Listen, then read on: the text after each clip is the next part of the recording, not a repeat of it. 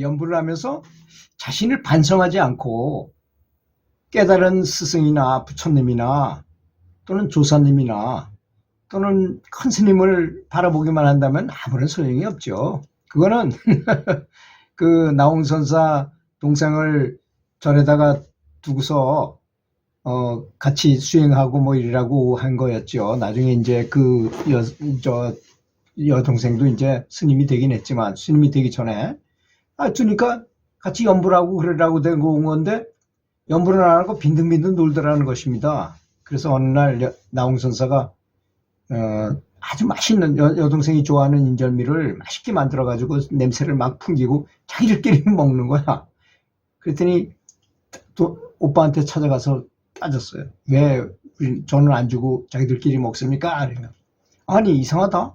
내가 먹었으면 네 배가 불러야 되는데 왜 안 부르냐 이렇게 반문을 해가지고 그때부터 반성하고 열심히 연부를 했다는 말이 있잖아요.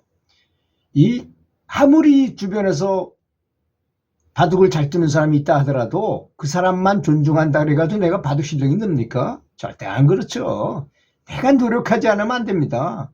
좀 지도도 받고 그런 건 필요하겠지만 그래서 자기 자신의 어두운 오점 그 다음에 의심을 잘하는 그 마음 내가 정말 스승을 믿고 또는 이 연불의 가피력을 믿고 또 나의 잘못은 어디에 있는가 내가 잘못하고 있는 건 어떻게 하는지 얼마나 잘못하고 있는지 이런 것에 대해서 스스로 점검해보고 또 가장 중요한 거는 자신의 에고에 의해서 푹 덮여가지고 밝아지지 못한 어두운 면이 어디 있는지를 깊이 살펴야 할 것입니다.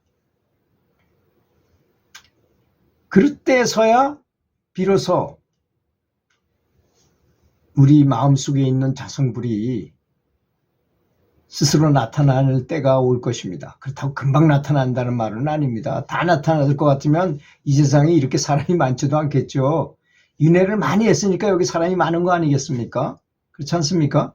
금방 바로 나타난다는 건 아니지만 그런 많은 그런 좋은 환경 속에서 그렇게 된다는 말입니다. 그래서 연불행자는 어떤 행동을 취할 때마다 부처님이 우리 행동을 어떻게 생각하고 계실지를 돌이켜서 스스로를 한번 점검해 봐야 할 것입니다. 그 자기가 하는 일이 부처님을 기쁘게 한다면 그리고 또 양심에 비춰서 내가 기쁜 일이라면 그것은 확실히 올바른 일이겠죠. 또 사람들이 나를 칭찬하고 유혹하고 이렇게 당신 잘한다, 등급이 높고 열심히 수행했다 이런 말을 들었을 때 우쭐해진다면 매우 위험한 것입니다. 그게 나의 등급을 정해주는 게 아니잖아요. 그렇지 않습니까? 등급은 부처님이나 알고 내 스스로 내면의 스승이 깨어나서 활성화됐을 때만이 그때가 정말 해탈인 것이지 그 전까지는 너나 다 똑같은 것입니다. 50보 간 사람이나 100보 간 사람이나 그 문을 나서지 못한 사람은 다 똑같아요. 그 점을 알아야 된다는 것입니다. 그래서 내가 뭐 수행을 아주 많이 오랜 시간을 갖고 참아내고 오랫동안 뭔가를 했다고 해서 우쭐한 기분을 가질 필요는 전혀 없다는 것입니다. 그 오히려 더 위험한 것입니다.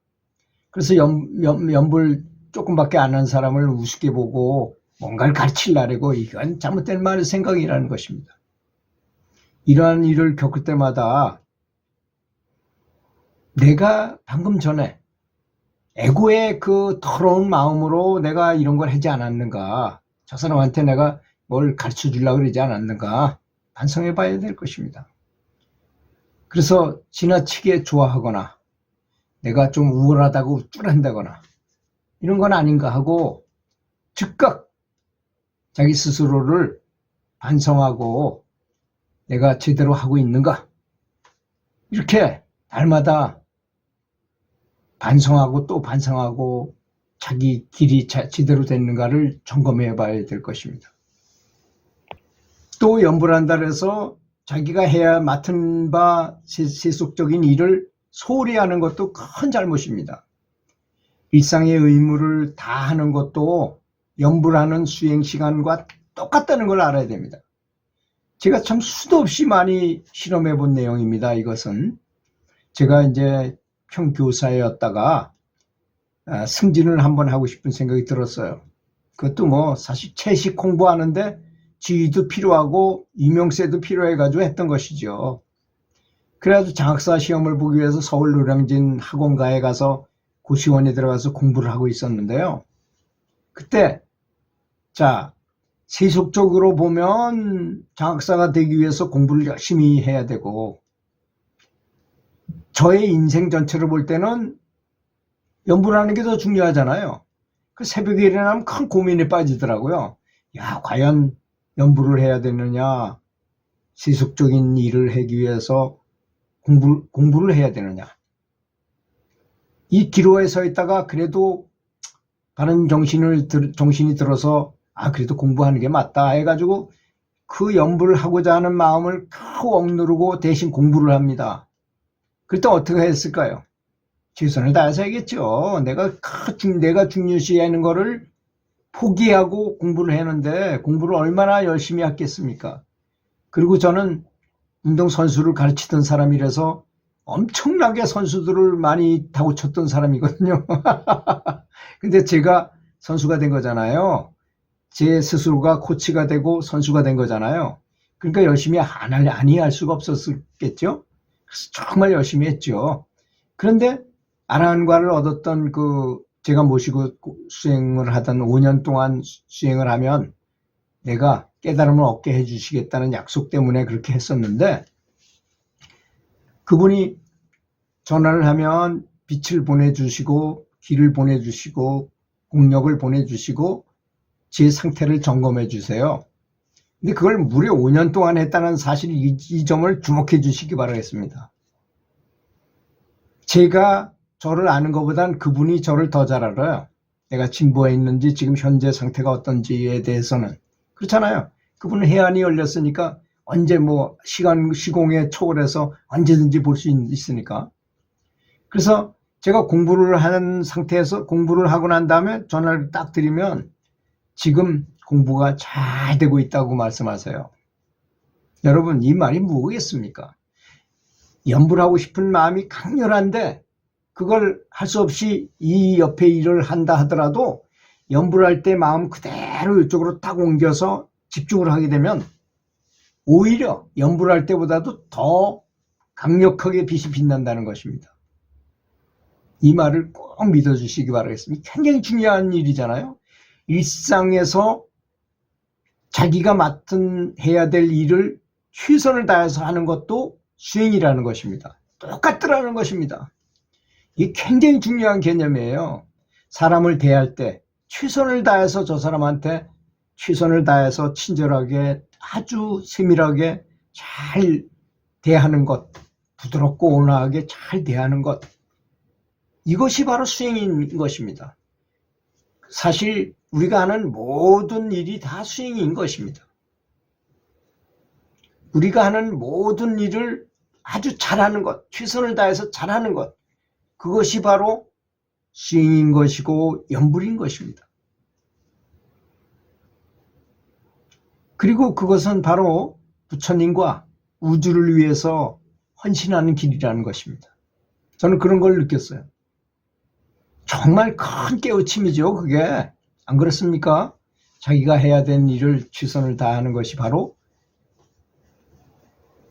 수행이다. 아주 좋은 수행이다, 그것도. 그것은 또한 이제 연불일 뿐만 아니라 경험을 통해서 배우는 것이기도 합니다. 그렇잖아요? 내가 연불 대신 저걸 했을 때 최선을 다하면 연불할 때보다 더 큰 효과를 가져올 수도 있구나. 이런 걸 아셔야 된다는 것입니다. 그래서 자신의 책임과 본분을 다하는 것은 양심이 편해지기 위함이잖아요. 내가 해야 될 일을 잘 게을리게 해봐요. 편치 못하잖아요. 그렇지 않습니까?